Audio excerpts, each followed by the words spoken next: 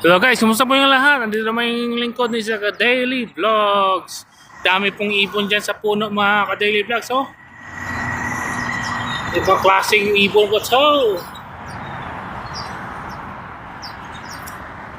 Ayan.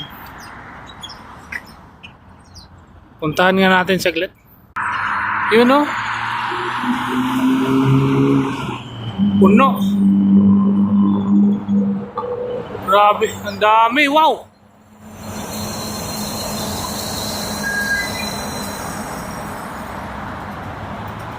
Dito pa sa kabila, oh.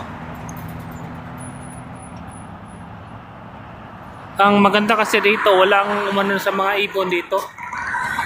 Walang nangingialam. Yun, ang dami, oh.